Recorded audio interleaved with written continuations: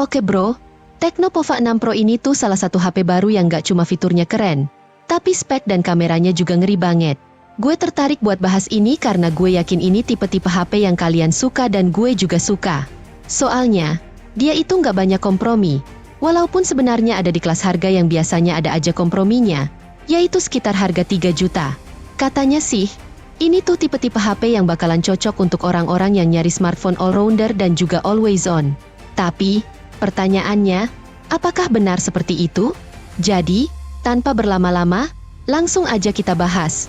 Seperti apa sih sebenarnya HP ini?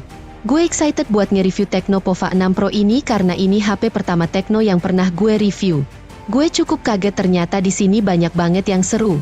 Salah satunya adalah dari kameranya yang di kelas harganya. Menurut gue ini kualitasnya gila banget. Tapi, nggak cuma itu doang. Karena dari paket penjualannya ini juga sudah terhitung seru banget. Soalnya, dari desainnya aja ini udah rame banget. Dan isinya juga rame. Bisa dilihat di sini, aksesoris yang dikasih juga lengkap, kayak casing, screen protector, dan yang paling menarik, kita juga dikasih chargeran yang outputnya 2 kali lebih besar dari charger yang biasanya di harga segitu, yaitu 70 watt. Ini gokil. Terus, nggak cuma sampai di situ doang, dari body juga ini jauh lebih gokil. Kalau selama ini kalian bosan ngelihat yang minimalis dan pengen cari sesuatu yang fresh, desain ini bisa jadi opsi yang cocok. Soalnya, lihat sendiri aja. Desainnya itu anti-mainstream, soalnya, temanya tuh lebih ke arah industrial atau fiber-fiber gitu. Dan ini juga punya warna yang cakep plus LED light yang membuat corak gambar komponen dalam smartphone di belakangnya jadi lebih kelihatan real dan nyata. Menurut gue, ini menarik banget soalnya kan jarang-jarang ya, HP yang desainnya mencolok tapi tetap kelihatan bagus, terutama di harga segitu. Walaupun ini masuk ke kategori smartphone besar karena memang layar dan baterainya ini besar banget. Saat dipegang ternyata ini nyaman juga. Soalnya, badinya tuh dibuat cukup tipis ya, dengan bobot yang terhitung ringan untuk ukuran sebesar ini. Apalagi, distribusi beratnya juga merata, jadi nggak terasa berat kalau dipegang ataupun terasa tebal walaupun ukurannya memang sebesar ini. Dan yang nggak kalah penting itu ada dari fiturnya, karena ini termasuk lengkap juga. Ini soalnya banyak, mulai dari SD card, ada NFC, 5G, in-display fingerprint sensor juga ada, dan di atasnya juga ada infrared buat remote. Jadi, kalau kalian nyari smartphone yang tampilannya fresh tapi tetap punya fitur yang lengkap dan enak untuk dipegang, gue rasa ini tipe-tipe HP yang harus kalian masukin ke wishlist kalian. Terus, kita lanjut lagi ke baterainya nih. Ini baterainya bisa dibilang salah satu sektor power juga dari HP ini, karena dari speknya aja memang kayaknya itu lebih tinggi dibandingkan dengan yang lain-lain smartphone di harga segini. Baterainya itu biasanya 5000 mAh. Tapi HP ini kapasitasnya 1000 mAh lebih tinggi, yaitu 6000 mAh dengan charger yang lebih kencang juga karena ini salah satunya yang udah 70 watt. Jadi, kalau dibandingkan dengan rata-rata, chargingnya ini udah jauh banget di atas. Terus, di sini juga ada satu fitur baterai yang menarik banget, namanya bypass charging. Karena memang dari awal speknya udah tinggi, gue langsung ngerasain kalau daya tahan baterai HP ini memang tinggi. Misalkan, sekali pakai, ini bisa dapat screen on time di atas 8 jam. Dan ini pun gue ngetesnya tanpa wifi sama sekali, jadi pakai seluler data only. Oke juga, jadi, kalau kalian mau tipikal pemakaian yang gak sebarbar gue, harusnya si HP ini tahan sekitar 1,5 hari dengan mudah. Bahkan mungkin bisa 2 hari kalau misalkan kalian pakai HP ini cuma untuk sosmed atau WhatsApp doang. Kecepatan chargingnya ini juga lebih tinggi kalau dibandingkan dengan yang lain. Walaupun dia itu lebih tinggi, ya harusnya itu chargingnya itu lebih lama dibandingkan dengan yang lain. Tapi di sini, kecepatan chargingnya ternyata jauh lebih cepat. Bahkan, dari 15% ke 50%, dia cuma butuh waktu sekitar 16 menit. Dan itu gila banget. Terus, karena HP-nya juga targeting untuk orang-orang yang memang suka streaming dan juga main game, di sini tuh ada satu fitur baterai kedua yang penting dan berguna banget. Soalnya, fitur itu membuat HP-nya bisa pakai daya listrik langsung dari chargernya tanpa harus melewati baterainya terlebih dahulu. Dan itu endingnya bakalan ngebuat masa pakai dari baterainya jadi lebih panjang. Soalnya, fitur itu memungkinkan kita nggak pakai baterainya sama sekali saat kita lagi main game atau nonton-nonton sambil ngecas. Itu fitur yang baru nih.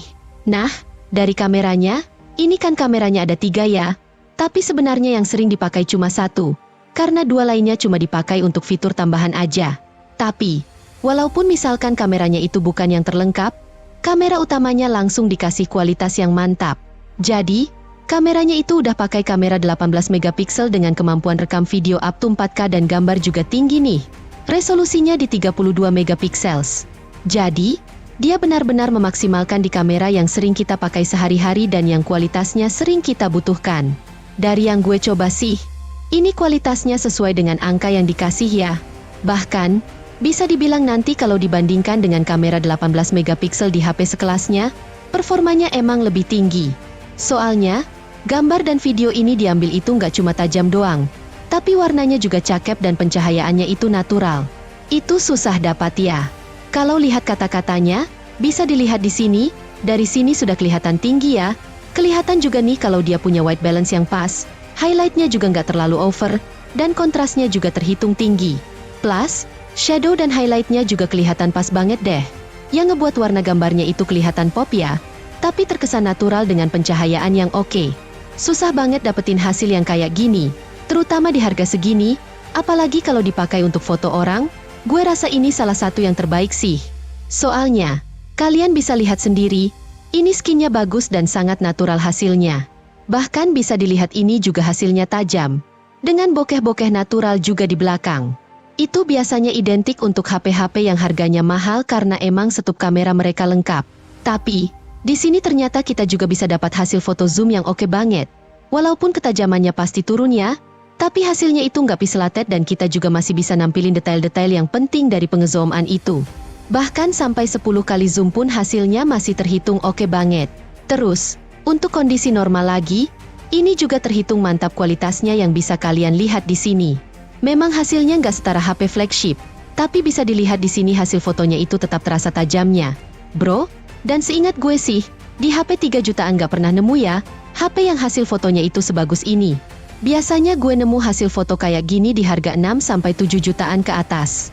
Kalau 3 jutaan sih, kayaknya belum pernah. Jadi, ini video yang paling tinggi detailnya dari HP ini. Tapi dia juga bisa record di 1080p 60 fps untuk membuat video yang lebih halus. Gue udah cobain juga. Ternyata untuk kestabilannya lumayan banget kalau misalkan kalian pakai untuk jalan-jalan. Perekaman menggunakan Electronic Image Stabilization yang ada di 1080p 30 fps pakai kamera belakangnya. Jadi, contohnya bro ini yang tadi.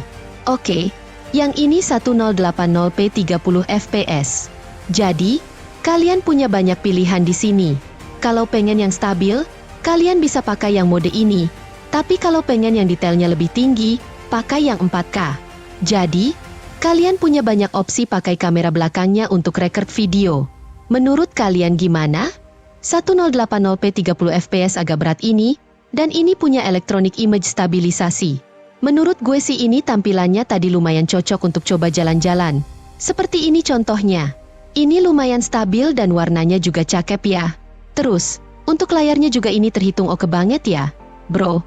Soalnya, ini harga segitu kayaknya sih susah ya nyari HP yang layarnya lebih bagus dari HP ini. Karena kalau dibandingkan dengan yang lain, bisa dibilang spek layar HP ini memang yang paling tinggi yang bisa kita dapat di harga segitu. Dan ini bahkan lengkap juga dengan dual speaker.